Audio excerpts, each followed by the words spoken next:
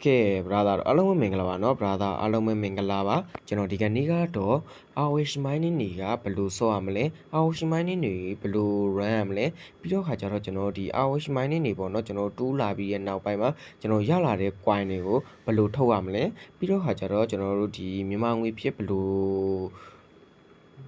ပြောင်းရမလဲပေါ့เนาะပြီးတော့ဒီຢာတွေကိုဘယ်လိုလွှဲရမလဲဒါစတာတွေကိုကျွန်တော်စာဆုံးကျွန်တော်ပြောပြပေးသွားမယ်။အဲတော့ကျွန်တော်တို့ပထမဆုံးအနေနဲ့ကျွန်တော်တို့ဒီ Awish mining တွေကိုဘယ်လိုထောင်းအောင်မလဲပေါ့နော်။ Awish mining တွေကကြတော့ကျွန်တော်တို့ဒီ Play Store မှာကျွန်တော်တို့ကတော့ဒီမှာ Awish ဆိုပြီးရိုက်ရှာလိုက်တာနဲ့ကိုသူက ROBOH ဒီပေါ့နော်ဒီ Robot mining တွေကိုကျွန်တော်တို့ရှာလိုက်တာနဲ့တင်သူကဒီလိုရှာလိုက်တာနဲ့တင်သူကပေါ်တယ်ပေါ့နော်ဒီမှာပေါ့နော် ROH ဆိုပြီးရိုက်ရှာလိုက်တာနဲ့တင်ကိုသူကပေါ်တယ်ပေါ့နော်ဒီမှာဒီ3ခုပဲဖြစ်တယ်ဒီ3ခုရေပေါ့နော်โอเคအဲ့တော့ကျွန်တော်တို့တွေကဒီ mining နဲ့တင်ဒီ mining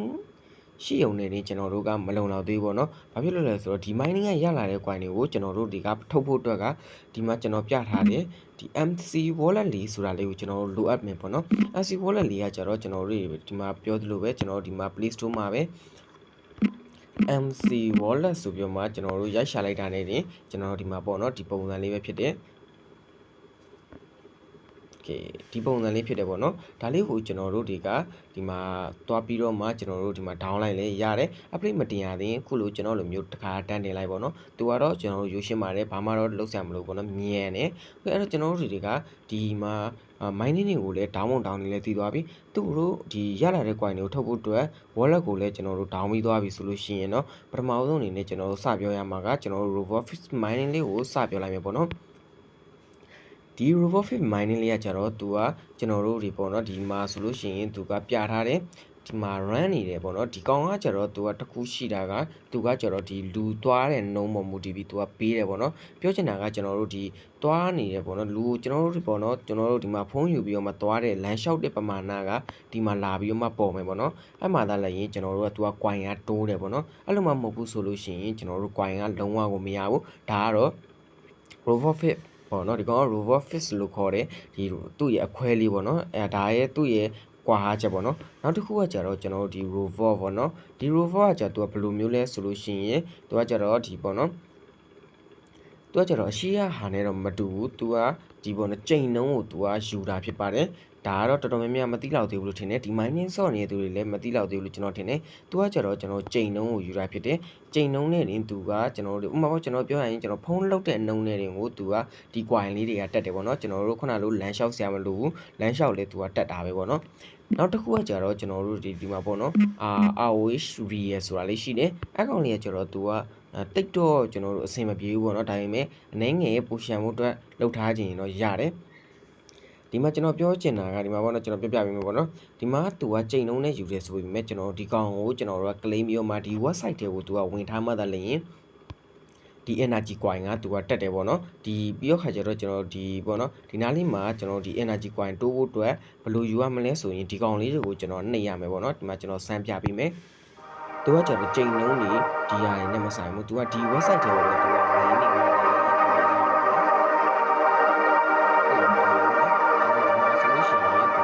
coin လေးတက်လာပြီပေါ့နော်ဒီမှာ coin လေးတက်လာပြီခုနကဆိုဒီ coin လေးရက်နေရเนาะကျွန်တော်ရှေ့မှာတခြားမကြည့်လိုက်ရဘူးဆိုတော့ကျွန်တော်ရှေ့မှာတခြားဆက်စကားလေးပဲကြည့်ကြပါတော့ဒါဆိုတော့ကျွန်တော်ဒီလိုလုံးမှသာလျှင်သူကတက်တာပေါ့နော်ကျွန်တော်ပြန်ထွက်လိုက်မယ်ဆိုလို့ရှိရင်လေသူကမတက်ပါဘူးပေါ့နော်အဲ့တော့ကျွန်တော်ထားလိုက်တော့ပေါ့နော်ဒါတွေကတော့ကျွန်တော်ကပြောစရာတော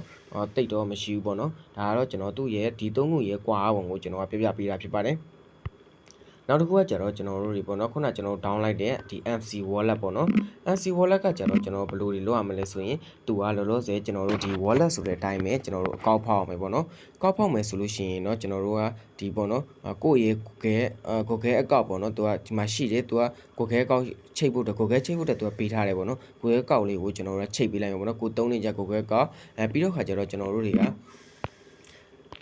ကကောင်းဆုံးတစ်ခုကျွန်တော်အကြံပေးချင်တာကဒီ၃ခုလုံးကိုကျွန်တော်တို့က Gmail account တစ်ခုတည်းနဲ့ထားတာပိုကောင်းမယ်ပေါ့နော်ဥပမာပေါ့ကျွန်တော် Gmail ကိုလည်းဒီ၃ခုလုံးသုံးမယ်ပြီးတော့ MC wallet ကိုလည်းသုံးမယ်ဆိုရင်တော့လုံးဝကိုကောင်းဆုံးဖြစ်တယ်လို့ကျွန်တော်ကတော့ဒီ recommend ပေးချင်တယ်ပေါ့နော်အဲ့တော့ကျွန်တော်ဒီမှာ MC wallet မှာကျွန်တော်တို့ဖောက်ပြီးသွားပြီဆိုရင်သူကပဒံလေးသူကထားခိုင်းပေါ့နော်ကျွန်တော်ပြောရရင်တော့ password ပေါ့နော်password ကိုကျွန်တော်တို့ကဒီမှာသူက၄လုံးသတ်မှတ်ပေးရမယ်ပေါ့နော်အဲ့တော့ကျွန်တော်တို့က password ၄လုံးသတ်မှတ်ပေးလိုက်မယ်က ဒီ password တွေကိုကျွန်တော်တို့ကသတ်မှတ်ပြီးသွားပြီဆိုရင်ကျွန်တော်တို့ဒီလိုမျိုးဒီမှာပေါ့နော်ဒါဆိုရင်ကျွန်တော်တို့က password သတ်မှတ်ပြီးသွားပြီဆိုရင်ဝင်လို့ရှိရင်သူကဒီ password ပဲသူကတောင်းမယ်ပေါ့နော် password တောင်းပြီးတော့မှကျွန်တော်တို့ဝင်ရမယ်အဲ့တော့ကျွန်တော်တို့ကဒီ password ကိုတော့လုံးဝကိုတည်ထားမယ်ပေါ့နော်အဲ့လို့ဒီ password မသိလို့ရှိရင်ကျွန်တော်လုံးဝမရဘူးပေါ့နော်အဲ့ဒါကတော့ကျွန်တော်တို့ဒီ mining သုံးဖို့အတွက်ပေါ့နော်တကယ်လို့ဒီမှာဘာမှမပေါ်ဘူးဆိုလို့ရှိရင်တော့မှကျွန်တော်တို့တွေကပေါ့နော်တကယ်တမ်းလည်းဒီမှာကျွန်တော်တို့ဒီ wallet ဆက်တာသုံးပြီးဆိုဘာမှမပေါ်ပါဘူးကျွန်တော်ဒီမှာဒီဘေးမှာအပေါင်းလေးရှိရပေါ့နော်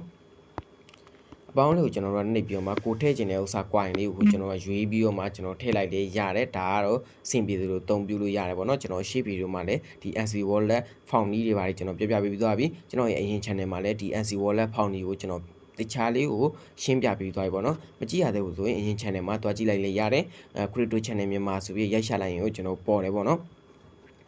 အဲ့တော့ကျွန်တော်တို့တွေကငွေဘယ်လိုထုတ်မလဲပေါ့နော်ဒါကရှေ့ပိုင်းကကျွန်တော် mining ဆော့တဲ့အကြောင်းကြီးဒီ NC wallet အသုံးပြုနည်းတွေကိုကျွန်တော်ပြပြီးသွားပြီအဲ့တော့ကျွန်တော်တို့ဘယ်လို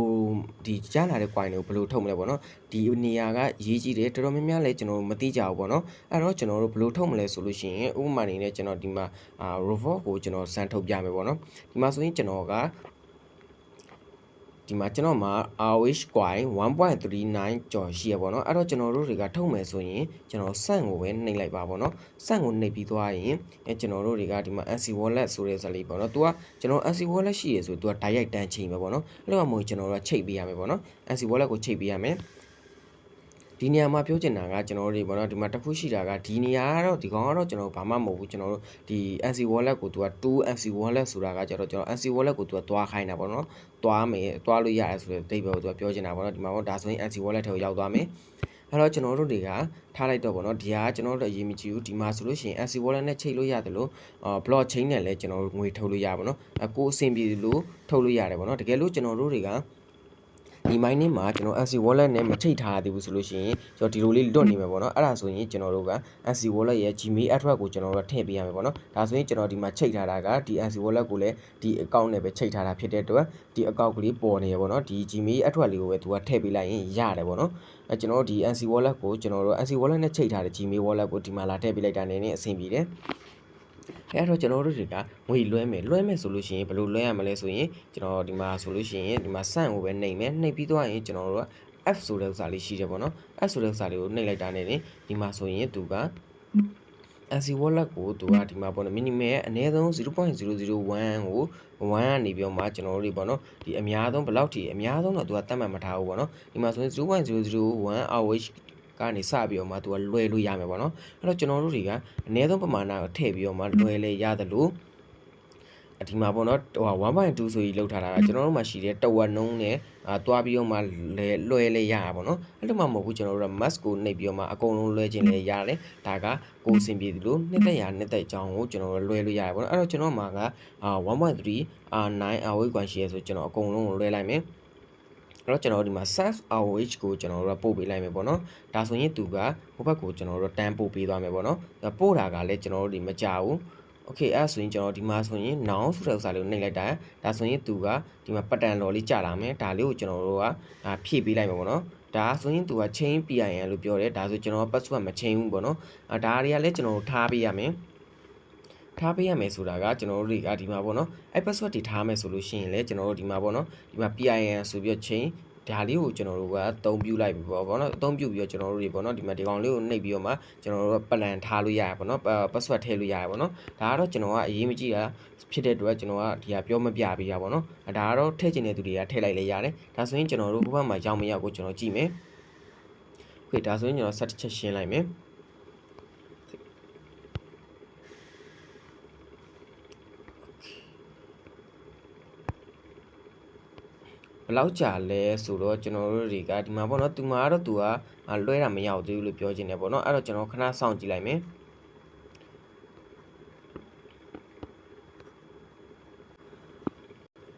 โอเคဒီနေရာမှာကျွန်တော်ဒီမှာတစ်ခုပြောစရာရှိတာကပေါ့နော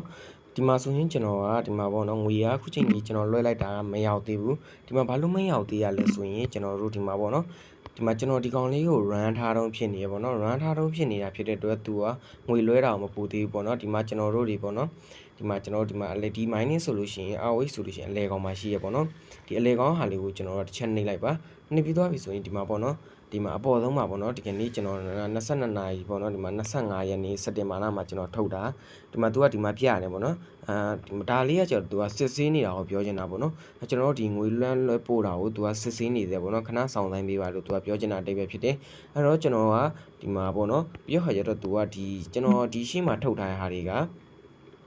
ဒါတွေကဆိုလို့ရှိရင်ကျွန်တော်ခုပို့ရင်ခုချက်ချင်းတန်ရောက်တယ်ပေါ့နော်ဒီမှာ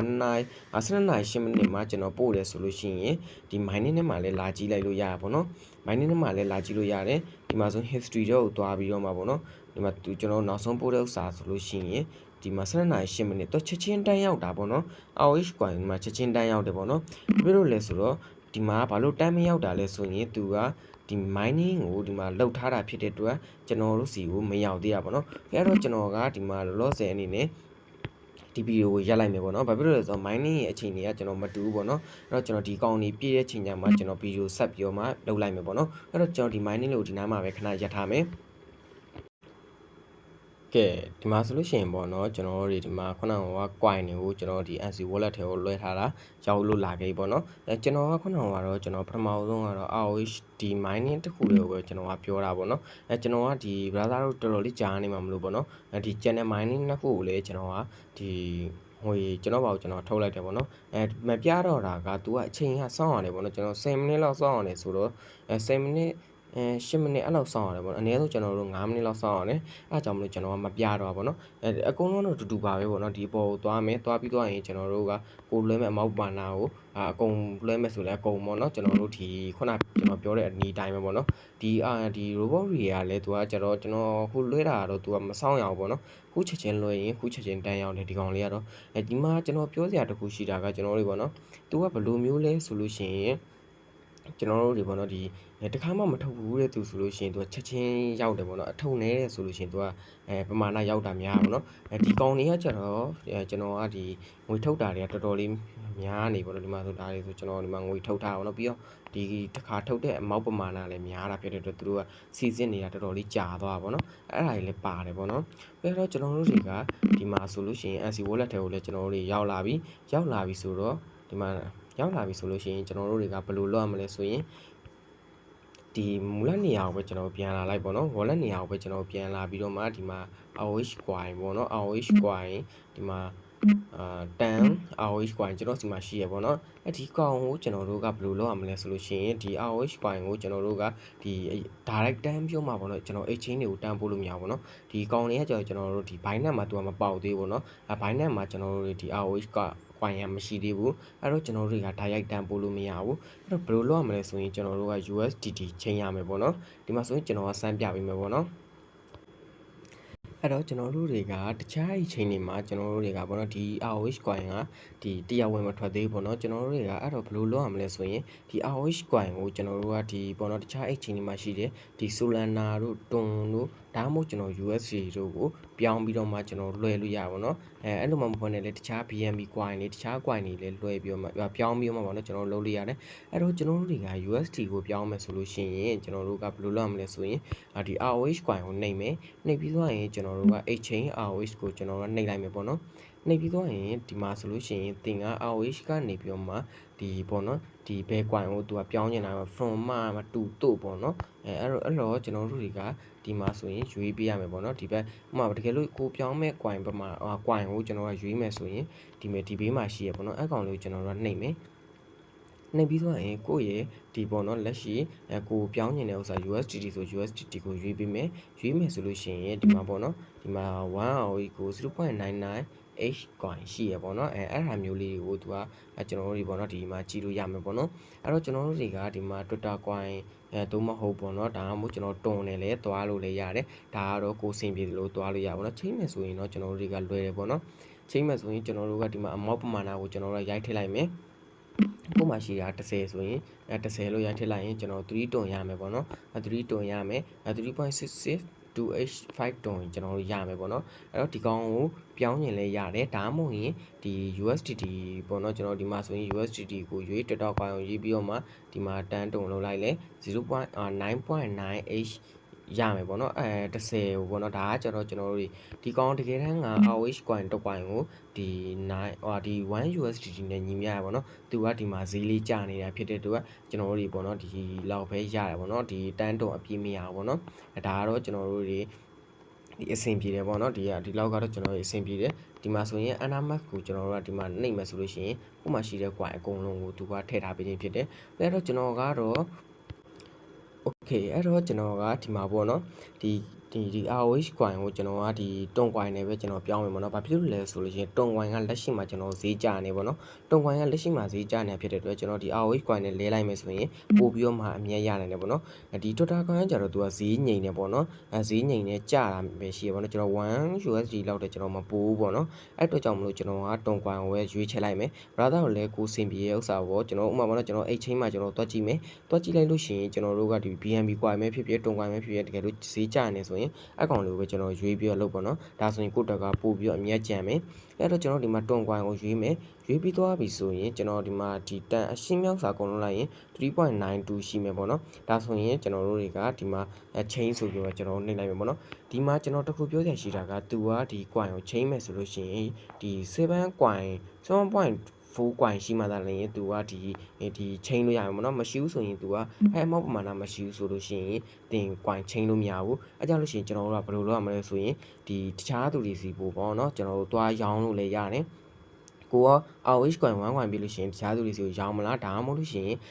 ဒီကိုယ့်ဘာကိုပဲဆက်စုမလားပေါ့နော်တကယ်လို့ရောင်းမယ်ဆိုလို့ရှိရင်တော့ကျွန်တော်ဖိတ်ခေါ်တယ်ကျွန်တော်စီမှာလာရောင်းလို့ရရပါတော့ဒါကတော့ကျွန်တော်ကဒီမှာတခါတည်းတန်းပြီးမှဝယ်တယ်ဆိုတဲ့အကြောင်းကိုကိုယ့်ရဲ့တငယ်ချင်းတွေကိုကျွန်တော်ပြောပြပေးခြင်းဖြစ်တယ်အဲ့တော့ကျွန်တော်ဒီမှာရပြီဆိုရင်ကျွန်တော်တို့ကဒီမှာ exchange ဆိုတဲ့ဥစ္စာလေးကိုကျွန်တော်နှိပ်လိုက်ရင်ဒါဆိုရင်သူက chain သွားမယ်ပေါ့နော်ဒီကောင်ကနေဒီမှာဆိုဒါဆိုရင်တေးကြလားတေးကြပြီဆိုလို့ရှိရင်ကျွန်တော်တို့က exchange ဆိုတဲ့ဥစ္စာလေးဆက်နှိပ်လိုက်ရရပေါ့နော်ဒီကောင်လေးကိုကျွန်တော်တို့ဆက်နေလိုက်ရတယ်မတိကြဘူး edit လုပ်မယ်ဆိုရင်လည်းဒီကောင်လေးကို edit လုပ်လိုက်ရတယ်ပေါ့နော်ဒါဆိုရင်အဆင်ပြေပြီဒါကျွန်တော်ပြောင်းမှဖြစ်တဲ့အတွက်ဒီမှာ exchange ကိုပဲကျွန်တော်နှိပ်လိုက်မယ်ဟုတ်ဒါဆိုရင်ဒါ exchange range area ဆိုတာကသူဘာကိုပြောချင်တာလဲဆိုရင်ဟုတ်သူကဘာကိုပြောချင်တာလဲဆိုလို့ရှိရင်เนาะကျွန်တော်တို့ဒီ exchange rate တွေသူကပေးရမယ်ပေါ့နော် exchange rate တွေဒီပေါ့နော်ပေးရမယ်လို့သူကပြောတယ်တကယ်တမ်းတော့ကျွန်တော်ဒီမပေးရပါဘူးပေါ့နော်သူကဒီမှာဆိုရင်ကျွန်တော်တို့ဒီပေါ့နော်ဒီမှာအနေချင်းတော့သူကပေးရတယ်ပေါ့နော်အနေချင်းဆိုတော့ fee ချင်းအနေငယ်လောက်ပဲပေးရတယ်ပေါ့နော်တကယ်တမ်းပေးကိုမပေးရအောင်ထင်တယ်ပေါ့နော်ဒီမှာကျွန်တော်အမောက်ပမာဏအတူတူပဲသူကကျွန်တော်တို့ဒီနောက်တဲ့ဒီအောက်ကဥစ္စာလေးကိုနောက်တစ်ချက်ထပ်နှိပ်လိုက်ပေါ့နော်နှိပ်လိုက်ပြီဆိုလို့ရှိရင်သူကကျွန်တော်တို့ဒီနေရာကိုကျွန်တော်တို့ခုလက်ရှိမြင်းနေရတဲ့နေရာကိုကျွန်တော်ရောက်သွားမယ်ပေါ့နော်သူကနှစ်ကြိမ်ပြန်နှိပ်ရပေါ့နော်အဲ့စာသားလေးပေါ်လာရင်ကျွန်တော်နှစ်ကြိမ်ပြန်နှိပ်ရတယ်အဲ့တော့ကျွန်တော်တို့ကရပြီဆိုရင်ဒီကောင်လို့ဒန်းကိုပဲကျွန်တော်တို့ဆက်သွားလိုက်မယ်ပေါ့နော်ဒါဆိုရင်သူကဒီမှာပေါ့နော်ကျွန်တော်စီမှာတွန်ကွိုင်းတွေရောက်လာပြီပေါ့နော်ဒီမှာဆိုရင်သူကဒီမှာလက်ရှိကျွန်တော်ပြောတဲ့အတိုင်းပဲတွန်ကွိုင်းကဈေးကျနေပေါ့နော်အဲ့တော့ကျွန်တော်တို့တွေကတွန်ကွိုင်းဆိုတဲ့ပမာဏကျွန်တော်ဈေးကျသွားလဲကိစ္စမရှိဘူးပေါ့နော်ကျွန်တော်ဒီတွန်ကွိုင်းကကျွန်တော်ဈေးကပုံမှန်မရှိဘူးဒီမှာဆိုရင်သူကတွန်ကွိုင်းကတစ်ကွိုင်းကိုကျွန်တော်$2လောက်ပေါက်တယ်ပေါ့နော်အဲ့တော့ကျွန်တော်တို့ကဒီဆက်ဆောင်လိုက်ရင်လည်း$3လောက်ထိပေါက်သွားတာလည်းရှိရပါတော့ရက်တွေရှိတယ်အဲ့ရက်တွေကိုကျွန်တော်ကစောင့်ပြီးတော့မှချိန်ကိုတော့ကပို့ပြီးအမြတ်ကျန်တယ်ပေါ့နော်ဒါကတော့ကျွန်တော်ကဒီအကြံဉာဏ်ပေးတဲ့ recommend ပေးခြင်းဖြစ်တယ်ပေါ့နော်ဒါဆိုရင်ကျွန်တော်တို့ချိန်ပြီးသွားပြီအဲ့တော့ကျွန်တော်ရဲ့ဒီတွန်ကွိုင်းကိုဘယ်လိုသွားပြန်ပို့မလဲပို့မယ်ဆိုလို့ရှိရင်တော့ကျွန်တော်ဒီတွန်ကွိုင်းလေးကိုကျွန်တော်ကနှိပ်လိုက်မယ်နှိပ်ပြီးသွားရင်ဥပမာကတော့ကျွန်တော်က USDT Twitter coin တွေပဲဖြစ်ဖြစ်ဘာပဲဖြစ်ဖြစ်ပေါ့နော်ကျွန်တော်နှိပ်ပြီးသွားပြီဆိုလို့ရှိရင်ချိန်ပြီးသွားလို့ရပြီဆိုလို့ရှိရင်ကျွန်တော်ကဒီမှာSAM ဆိုတဲ့ဥစ္စာလေးရှိရပေါ့နော်ဒီ SAM ဆိုတဲ့ဥစ္စာလေးကိုကျွန်တော်တို့ကသွားပြီးမှပို့ပေးရမယ်အဲ့လိုမှမဟုတ်ဘူးဆိုလို့ရှိရင်ကျွန်တော်တို့ကမရဘူးပေါ့နော်ဒီနေရာပဲရှိတယ်တကယ်လို့မို့ဒီမှာတခုပြောတာရှိရကိုကကွာ1 coin လောက်ပဲရှိရပဲထားပါတော့1 coin လောက်ပဲရှိရဆိုရင်တော့မှကျွန်တော်တို့တွေကဒီ SAM ကိုပဲနှိပ်ပြီးရမှာပေါ့နော်တော့ပို့ရမယ်ပေါ့နော်ဒီ deposit မဟုတ်ဘူးเนาะ deposit ကကျတော့ကိုယ့်စီကိုဒီကိုယ့်ရဲ့ဒီ NC wallet တော့ထည့်တာဖြစ်တယ်တကယ်ကျွန်တော်ပို့မယ်ဆိုလို့ရှိရင်ကျတော့ကိုယ့်ရဲ့1 coin ကိုတခြားသူစီကိုရောင်းမယ်ဆိုလို့ရှိရင်เนาะကျွန်တော်ဒီ SAM ကိုနှိပ်ပြရမယ်ပေါ့နော်အဲ့လိုမှပုံနဲ့ကိုကတခြားသူကလာရောင်းတာကိုကလက်ခံမယ်ဆိုလို့ရှိရင်ကိုကဒီ deposit ဆိုတဲ့ဥစ္စာလေးကိုနှိပ်ပြရမယ်ပေါ့နော်ဒီအစိမ်းရောင်လေး deposit ဆိုတာဥစ္စာကိုရွေးပြရမယ်အဲ့တော့ကျွန်တော်ကပို့မှာဖြစ်တဲ့တော့ဒီ SAM တွန်ဆိုပြီးတော့မှအနီရောင်လေးအများပေါ်ပို့နေတဲ့ဥစ္စာကိုကျွန်တော်တို့တွေကဒီရွေးပြရမယ်ပေါ့နော်ပြီးကြရင်ဒီမှာကကျွန်တော်တို့ဒီပေါ့နော်ကိုပို့မဲ့သူရဲ့ wallet အတွက်ပေါ့နော်ဒီ wallet အတွက်ကကျွန်တော်ဘယ်လိုယူရမလဲဆိုလို့ရှိရင်ကျွန်တော်တို့ဒီ Tunki Bar လို့လည်းရတယ်ပြီးဒီ bar wallet အနေနဲ့ကျွန်တော်ဘယ် exchange ကနေနေပေါ့နော်ကျွန်တော်ဒီ wallet အတွက်တွန် wallet အတွက်ကိုယူရမှာပေါ့နော်အဲ့တော့ကျွန်တော်ကဒီမှာနမူနာအနေနဲ့ကျွန်တော်ကဘာကိုပြပေးမလဲဆိုရင်ဒီတွန် wallet ကိုကျွန်တော်ကဒီ Binance ကနေပဲကျွန်တော်ပြပေးလိုက်မယ်ပေါ့နော်Binance ကနေတွန် wallet ယူနေကိုကျွန်တော်ပြပေးမယ် ဒီကျွန်တော်ဒီမှာပြောစရာတခုရှိတာကဒီဘိုင်နက်အသုံးပြုနည်းကိုကျွန်တော်ဒီမှာအရင် channel မှာတော့ကျွန်တော်ဗီဒီယိုတင်ပေးထားတယ်ဘိုင်နက်အစားဆုံးပေါ့နော်ကျွန်တော်ဘယ်လိုသုံးရမလဲဘယ်လိုတွေရောင်းဝယ်ရမလဲဘယ်လိုထွက်ရမလဲဆိုတော့ကျွန်တော်အစားဆုံးပြပြပေးထားတယ်ဒီနောက်ရက်ကြလို့ရှိရင်လည်းကျွန်တော်ပြန်ပြီးတော့မှဒီ channel အသစ်မှာပြန်ပြီးတော့ကျွန်တော်ဗီဒီယိုပြန်တင်ပေးပါမယ်ပေါ့နော်ဒါဆိုလို့ရှိရင်ကျွန်တော်တို့တွေကဒီ wallet အတွက်ယူမယ်ဆိုရင်ကျွန်တော်ဒီ F1 ဆိုတဲ့ဥစ္စာလေးရှိရပါတော့ဝင်ချင်းမှာအဲ့ဒါမှမဟုတ်ဘဲနဲ့ကျွန်တော်ကိုပိုင် wallet address ကိုလာပြီးတော့မှ F1 ဆိုတဲ့ဥစ္စာလေးနှိပ်လေးရပါပေါ့နော်အဲ့တော့နှိပ်ပြီးသွားပြီဆိုရင်ကျွန်တော်ကဒီ on chain deposit ဆိုတာလေးရှိတယ် on chain deposit ဆိုတာလေးရှိတယ်အဲ on chain deposit ဆိုတာလေးကိုရွေးပြီးသွားရင်ကိုကဘယ် coin ကိုရွေးမလဲပေါ့နော်အဲ့တော့တကယ်လို့ကိုရွေးမဲ့ coin ကမပေါ်ဘူးဆိုလို့ရှိရင်တော့ဒီရွေးပြီးတော့လုပ်လိုက်ပေါ့နော်ကျွန်တော်ဒီမှာဆိုရင်တွန် coin ကိုကျွန်တော်ရွေးလိုက်မယ်ပြီးကြရင်သူကတဲ့ open network တွန်ဆိုပြီးတော့မှပေါ့နော်ကျွန်တော်ဒီမှာ1 block ရေးထားတယ် okay အဲ့တော့ကျွန်တော်ဒီအနည်းဆုံးသူက deposit က 0.001 တွန်ပဲသူကပို့လို့ရမယ်ပေါ့နော်အဲ့တော့ကျွန်တော်ဒီကောင်ကိုရွေးလိုက်မယ်ရွေးပြီးသွားရင်ဒါ memory ဘာတွေကကျွန်တော်ဘာမှမဟုတ်ပေါ့နော်ကျွန်တော်ဒီကောင်လေးဘာမှပြန်လာမရှိဘူးအဲ့တော့ကျွန်တော်ဒီကောင်လေးကိုပဲပေါ့နော်ဒီမှာကျွန်တော်ဒီ memory ကကျတော့သူကဒီဘာမှမဟုတ်ပါဘူးပေါ့နော်ကျွန်တော်အရေးမကြီးဘူးဒီကောင်ကို copy ယူမယ်ယူပြီးသွားလို့ရှိရင်ဒီပေါ့နော်တခြားဟိုဘက်ကကျွန်တော်တို့ဒီခုနကကျွန်တော်တို့ wallet address ကိုကျွန်တော်ထည့်ပေးလိုက်မယ်ပေါ့နော်ဒီမှာဆိုရင်ကျွန်တော်တို့ကဒီမှာတခါတည်းဂျုံအောင်ကျွန်တော်ပြောပြပေးလိုက်မယ်ပေါ့နော်ဒီမှာ network ရှိရပေါ့နော်ဒီကောင်လို့ရေးပြီးကျွန်တော်တို့ကဒီ Binance မှာဒီတွန်မှာကျတော့ဒီ network ကသူကတစ်ခုတည်းပဲရှိရပေါ့နော်ဒီ channel coin တွေမှာတော့ကျွန်တော်တွန်ဟိုပေါ့နော်ကျွန်တော်ဒီ network ကကျွန်တော်တော်တော်များများ4ခု5ခုလောက်ရှိရပါတော့ဒီတွန်ကတော့ကျွန်တော်ဘာမှကျွန်တော်ကြောင်မသွားနဲ့ပေါ့နော်တွန် coin ကတော့ကျွန်တော်ဒီ network ကတစ်ခုတည်းပဲရှိတယ်အဲ့တော့ကျွန်တော်ဒီမှာဆိုလို့ရှိရင်ကျွန်တော်တို့ကဒီမှာဒီခုနကကျွန်တော်ယူလာတဲ့တွန် coin wallet address ကိုကျွန်တော်ကရွေးချယ်ပေးလိုက်မယ်ထည့်ပေးလိုက်မယ်ထည့်ပြီးသွားပြီတေးကြပြီဆိုလို့ရှိရင်ကျွန်တော်အမောက်ရွေးချယ်ရုံပဲပေါ့နော်အမောက်ကကျတော့ကျွန်တော်အကုန်ထည့်မှာလားထည့်မှာဆိုလို့ရှိရင်ကျွန်တော်ကဒီမှာဒီကောင်လေးကိုကျွန်တော်နှိပ်လိုက်မယ်ဆိုရင်ကျွန်တော်မှရှိတဲ့တွန် coin တွေအကုန်လုံးကိုသူကတန်ပြိုမှာဟိုဘက်ကိုအကုန်လွှဲပေးမှာပေါ့နော်အဲ့တော့ကျွန်တော်တို့တွေကဒီမှာဆိုလို့ရှိရင်လည်းသူကဈေးနှုန်းပြရဲ 10.80 USD ကျွန်တော်ရတယ်ပေါ့နော်ဒီတွန် coin တွေအကုန်လုံးကို 10.80 USD ရတယ်အဲ့တော့ကျွန်တော်ပို့မှသိကြပြီဆိုရင်ကျွန်တော်ကဆန့်အောင်နေပါဒီမှာ memo ကကျတော့သူကဘာပြောချင်တာလဲဆိုရင်ဒီမှာအပေါင်းလေးကိုကျွန်တော်နှိပ်လိုက်မယ်သူကဒီပေါ့နော် discussion ကိုအဓိကရေးချင်တာပေါ့နော်ကျွန်တော်ဒီမှာကိုကြိုက်တယ်လို့ကျွန်တော်ရေးလိုက်ပေါ့နော်ကျွန်တော်ကတော့ last လို့ရေးလိုက်မယ်ရေးပြီးသွားရင်ဒါရတယ်ပေါ့အော်မဟုတ်ဒါ memo ကကျတော့ကျွန်တော်ဒီအကုတ်ပေါ့နော်မလိုပါဘူးပေါ့နော်ကျွန်တော်မရေးလဲကျွန်တော်ရတယ်โอเคအဲ့တော့ကျွန်တော်တို့ဒီမှာ send ဆိုတဲ့ဥစ္စာလေးကျွန်တော်နှိပ်လိုက်မယ်ပေါ့နော်ဒါဆိုရင်သူကဒီမှာလှုပ်ဆောင်နေပြီပေါ့နော်ဒီမှာလှုပ်ဆောင်တော့မယ်ပေါ့နော်ကျွန်တော်တို့ဒီမှာ sorry ကျွန်တော်လှုပ်ဆောင်တော့မယ်တေးကြပြီလားဒီ wallet address တေးကြပြီလားကိုကတော့သွားစစ်ပေါ့နော်ဒီမှာဆိုရင် okay UAG ပေါ့နော်တခြားလေးစစ်ပေါ့နော်တိုက်စစ်ပါဒီမှာဆိုလို့ရှိရင်သူကနောက်ဆုံးကနန်းနေပါတယ်ပေါ့နော်ဒီမှာ1799M နေပါတယ်အော်တေးကြသွားပြီတူပြီဆိုရင်ကျွန်တော်တို့ send ဆိုတဲ့ဥစ္စာလေးကိုကျွန်တော်နှိပ်လိုက်ပေါ့နော်နှိပ်ပြီးသွားရင်ဒီမှာ password is required ပေါ့နော်အဲ့တော့ကျွန်တော်ကဒီကောင်ကိုကျွန်တော်တို့ကဒီ password ကိုသူကထည့်ခိုင်းနေပေါ့နော်အဲ့တော့ကျွန်တော်တို့ create password key ဆိုတာလေးကိုကျွန်တော်ရွေးပြီးတော့မှဒီကျွန်တော်ကတခါမှဒီကောင်ကိုတော့ကျွန်တော်မလုပ်ဘူးပေါ့နော်အဲ့တော့ကျွန်တော်ဒီမှာဒီကောင်ကိုပဲကျွန်တော်ရွေးလိုက်မယ်ဒါကကျွန်တော်က password တွေပါခံထားမှာပေါ့နော် password တွေခံထားရင်ကျွန်တော်ဒီကောင်လေးကိုပဲကျွန်တော်ဒီပေါ်လာမယ်ပေါ့နော်တကယ်လို့ကိုယ့်ရဲ့ပုံက password တွေမခံထားဘူးဆိုလို့ရှိရင်ကျွန်တော်တို့တွေကပေါ့နော်ဒီဘာမှတော့မဖြစ်ဘူးโอเคအဲ့တော့ကျွန်တော်ဒီမှာရပြီပေါ့နော်ဒါလည်းကျွန်တော်လိုဖြစ်မှာပဲပေါ့နော်အဲ့တော့ကျွန်တော်ဒီမှာရပြီဆိုရင်continue ကိုကျွန်တော်ဆက်သွားလိုက်မယ်โอเคဒါဆိုလို့ရှိရင် तू ကကိုယ့်ရဲ့ဒီမှာပေါ့နော်ဒီ wallet address ချိန်ထားတဲ့ဟာလေးနဲ့ဒီလိုလေး password ကိုယ့်ရဲ့ဖုန်း password ကို तू ကပေါ်လာမယ်ပေါ့နော်အဲ့ဆိုကျွန်တော်တို့ကထားပေးလိုက်မယ်ပေါ့နော်ကိုယ့်ရဲ့ဒီကောင်ကိုထားပေးလိုက်မယ်ပြီးကြရင်ကျွန်တော် nick ကိုဆက်သွားလိုက်မယ်ပေါ့နော်ဒါဆိုရင်သူကဒါတွေကအကုန်လုံးကအဆင်ပြေသွားပြီပေါ့နော်ဒါဆိုရင်ကျွန်တော်ဒီ key ကိုကျွန်တော်ထည့်ပေးလိုက်မယ်ဆိုလို့ရှိရင်ဒါဆိုရင်သူကဒီမှာပေါ့နော် pass key f ဆိုတာလေးရသွားပြီဆိုရင်ကျွန်တော်ကဒီမှာ send ဆိုတဲ့စာလေးကိုနှိပ်လိုက်မယ်ပေါ့နော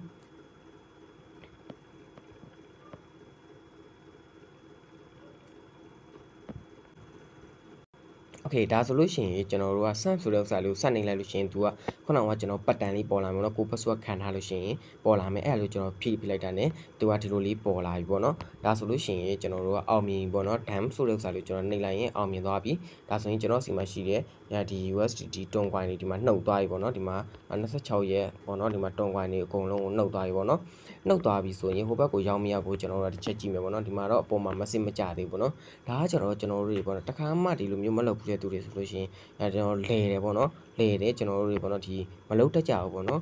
ဒီဘယ်ကိုရောက်သွားရလဲကွာဘာတွေ password တွေခံရတယ်ဘယ်တွန်သူကကျွန်တော်တို့ပို့ပြီးတေးချောင်းလို့ပေါ့နော် တေးကြပြီးမှန်ပြီဆိုမှသူကအဓိကလွယ်ပေးခြင်းဖြစ်တယ်ပေါ့နော်โอเคဒီမှာနောက်တစ်ခုကျွန်တော်ပြောပြရရှိတာကကျွန်တော်တို့ပေါ့နော်ဒီ USDT တွေပဲဖြစ်ဖြစ်ပေါ့နော်ကျွန်တော်စီကိုလာရောင်းလို့ရပါတော့ဒီ wallet အတွက်ပေါ့နော်တခြားဒီမှာဆိုရင်ကျွန်တော် CTC ဆိုလို့ရှိရင်သူကကျွန်တော်နေတိုင်းပေးတာပေါ့နော်နေတိုင်းပေးတာသူကဒီမှာပေါ့တရက်ကိုသူက 0.0 ဘလောက်ဆိုသူကတရက်ကိုသူကပေးတယ်ပေါ့နော်အဲ့ဒါတွေကိုလည်းကျွန်တော်စီမှာလာရောင်းလို့ရပါပေါ့နော်တကယ်လို့ကျွန်တော်တို့1 CTC ပြည့်ဆိုရင်ကျွန်တော်စီကိုလာရောင်းလို့ရတယ်အဲ့လိုမှမဟုတ်ဘူးကျွန်တော်တို့ဒီတခြားတချို့ mining တွေမှာဆိုလို့ရှိရင်ကျွန်တော်ဒီrefer ခေါ်လို့ရှိရင်ပေးတဲ့ coin လေးရှိရပါတော့အဲ့ coin လေးလည်းကျွန်တော်စီမှာလာရောင်းလို့ရပါတော့အကွိုင်လေးလည်းကျွန်တော်တို့ 1 USDT ပြည့်ပြီဆိုလို့ရှိရင်ကျွန်တော်လာရောင်းလို့ရပါတော့သူကကြတော့ကျွန်တော်တို့ဒီမှာ coin 400ကို 0.37လောက်ရပါဘောเนาะဒီလူခေါ်တဲ့သူတွေကကျတော့ကျွန်တော်ပို့ရတယ်ဗောနော်အဲ့ coin တွေလည်းကျွန်တော်စီကိုလာရောင်းလို့ရတယ်ဒါဆိုရင်ကျွန်တော်ဘက်မှာရောင်းမရကိုကျွန်တော်ချက်သွားကြည့်မယ်အပေါ်မှာတော့ကျွန်တော် withdraw ဆိုပြီးမှ require ဆိုပြီးမှပေါ်လာဗောနော် transaction in processing ဆိုပြီးမှသူပေါ်လာဘက်ကသူပို့ပြီးသွားတဲ့အတိတ်ပဲဗောနော်သူဆက်ပြပြီးသွားဆိုတဲ့အတိတ်ပဲဗောနော်အဲ့တော့ကျွန်တော်ဒီမှာဆိုရင်message တိုင်းဆိုကျွန်တော်ဒီမှာ Binance ကိုပဲကျွန်တော်တစ်ချက်သွားလိုက်မယ်ဗောနော်ဘိုင်းထဲမှာသွားပြီးတော့ကျွန်တော်ရောက်ပြီလားဆိုတော့ကျွန်တော်ချက်ကြည့်မယ်โอเคဒီမှာပေါ့နော်ရောက်လာပြီငွေကကျွန်တော်ပြောရဆိုနေတယ်မှာတော့3မိနစ်လောက်တော့မကြာဘူးပေါ့နော်ဒီမှာကျွန်တော်ရဲ့ Gmail မှာလည်း password ဘောနော်ကြာလာပြီဘောနော်သူရောက်လာတဲ့မောက်ပမာဏကိုကျွန်တော်ပြပြပေးခြင်းဖြစ်နေကျွန်တော်မှာဒီ$10ဖြစ်သွားပြီပေါ့နော်โอเคအဲ့တော့ကျွန်တော်တို့တွေကဒီမှာဒီဟိုဘက်ကနေလည်းငွေထုတ်လာပြီcoin တွေကိုကျွန်တော်ဒီဘက်ကိုလည်းလွှဲလာပြီexchange တွေ chain ပြီးတော့မှကျွန်တော်တို့ဒီကိုလိုချင်တဲ့တုံ coin ပဲဖြစ်ဖြစ် USD ပဲဖြစ်ဖြစ် BNB ပဲဖြစ်ဖြစ် chain လာပြီဆိုလို့ရှိရင်ကျွန်တော်တို့ကဘယ်လိုထိတ်မလဲအဲ့ထွေးတဲ့အပိုင်းကိုတော့ကျွန်တော်ကဒီဘိုင်းနဲ့အသုံးပြုရအနေနဲ့ training ကိုကျွန်တော်ဗီဒီယိုတက်တပုတ်တင်ပေးမယ်ပေါ့နော်အဲ့ဒါကြောင့်သူကနည်းနည်းလေးရှုပ်သွားပြီပေါ့နော်အဲ့ကြောင့်မလို့ကျွန်တော်ကဒီ mining နဲ့တက်ရှုပ်သွားမှဖြစ်တဲ့အတွက်ဒီပေါ့နော်ကိုယ့်ရဲ့ဒီဘိုင်းနဲ့ထဲအထိကိုကျွန်တော်ရောက်တဲ့အထိကျွန်တော်ကပြောပြပေးခြင်းဖြစ်တယ်ပေါ့နော်နောက်ထပ်ထိတ်တာတွေမြန်မာငွေဖြစ်ပြန်ပြောင်းတာတွေကိုကျွန်တော်ကနောက်ထပ်ဗီဒီယိုတစ်ပုတ်အနေနဲ့ကျွန်တော်ပြပြပေးမယ်အဲ့တော့ဒီဗီဒီယိုလေးကတော့ဒီမှာပဲအဆုံးသတ်လိုက်တော့မယ်ပေါ့နော်ဗီဒီယိုကိုဆုံးဖြတ်ကြည့်ပေးပါသားအားလုံးကိုလည်းအထူးပဲကျေးဇူးတင်ပါတယ်နော်ဘိုင်ဘိုင်